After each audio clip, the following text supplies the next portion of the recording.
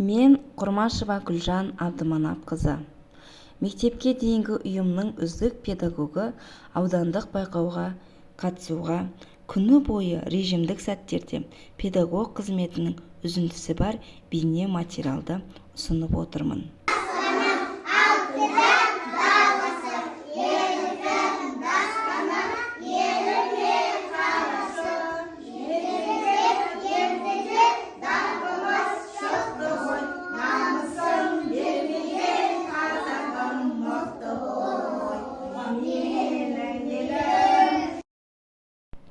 Мен тәрбиеші мамандығын шын жүректен жақсы көремін.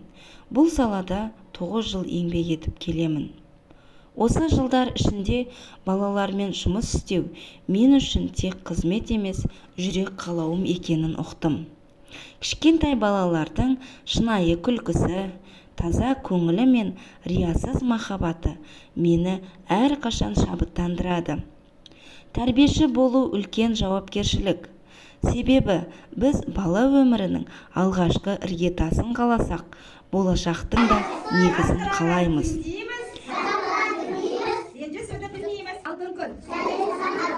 Сәлем саған жер-ана. Сәлем саған достарым. Сендерді көрсем қуанам. Мен күнделікті жұмысында балалармен көбінесе ойын түрінде жұмыстар мен тапсырмалар ұйымдастыруға тырысамын. Себебі ойын баланың тілі. Сол арқылы олар еркін ойлайды, өз ойларын білдіреді, бір-бірімен қарым-қатынас жасайды. Және білімді жеңіл әрі қызығушылықпен қабылдайды. Мысалы, түстер мен пішіндерді ойын арқылы үйретемін.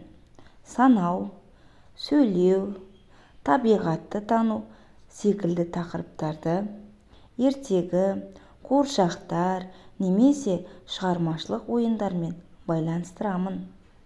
Осылайша балалар тек білім алып қоймай, өзара достасуды, ұйымшылдықты, мейірімді болуды үйренеді.